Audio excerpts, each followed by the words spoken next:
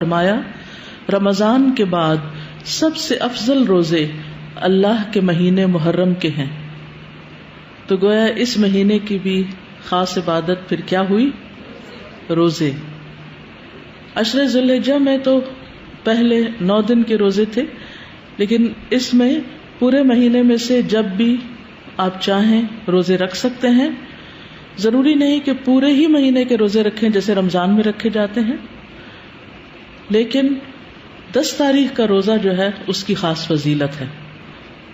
محرم الحرام کی ایک اہمیت کی وجہ یہ بھی ہے کہ یہ ہجری سال کا پہلا مہینہ ہے، تو یہ مہینہ عظمت اور برکت والا ہے اور حرمت والا ہے. حسن بصری کہتے ہیں کہ بے شک اللہ نے سال کی ابتدا بھی حرمت والے مہینے سے کی اور اس کا اختتام بھی حرمت والے مہینے سے کیا، یعنی آغاز بھی حرمت سے، اختتام بھی حرمت پر.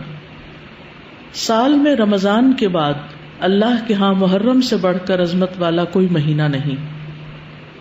تو اس سے کیا پتہ چلتا ہے کہ اگر کسی چیز کی ابتدا میں بھی حرمت ہے اور انتہا میں بھی، تو پھر ان دو کے بیچ میں کیا ہونا چاہیے؟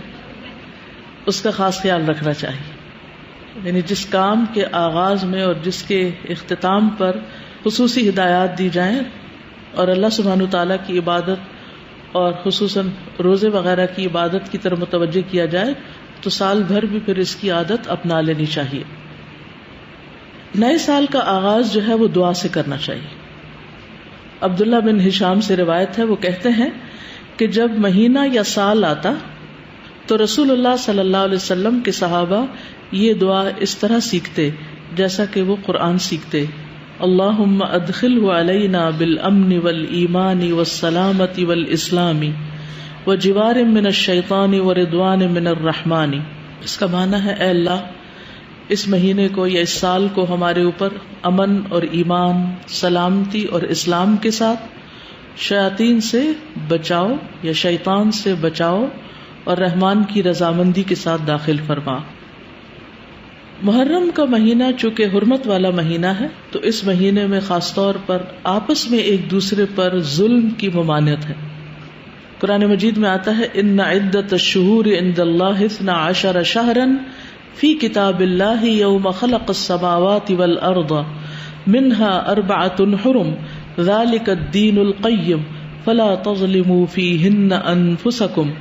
بے شک مہینوں کی گنتی اللہ کے نزدیک اللہ کی کتاب میں 12 مہینے ہیں، جس دن سے اس نے آسمانوں اور زمین کو پیدا کیا، ان میں سے 4 حرمت والے ہیں، یہی سیدھا دین ہے، سو ان میں اپنی جانوں پر ظلم نہ کرو. تو میسج کیا ہے؟ فلا تظلموا فیہن انفسکم، اپنے آپ پر یعنی ایک دوسرے پر ظلم نہ کرو. تو کیا نہیں کرنا اس مہینے میں؟ ظلم نہیں کرنا. ظلم کی کون سی شکلیں ہوتی ہیں؟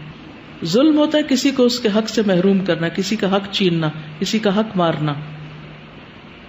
اس کا یہ مطلب نہیں کہ باقی مہینوں میں ظلم کر سکتے ہیں. اس کا مطلب یہ ہے کہ دوسرے مہینوں کی بنسبت ان حرمت والے مہینوں میں ظلم بہت بڑا گناہ اور بوجھ ہے. اگرچہ ظلم ہر حال میں بہت بڑا گناہ ہے، مگر اللہ جس کام کے گناہ کو چاہے بڑھا دے، جیسا کہ اللہ جس کام کے اجر کو چاہے بڑھا دے. یعنی وہی نماز ہوتی ہے، وہی صدقہ خیرات ہوتا ہے، لیکن عشرہ ذی الحجہ میں کیا ہوتا ہے؟ اس کا اجر کئی گنا بڑھ جاتا ہے. اسی طرح حرمت والے مہینوں میں ظلم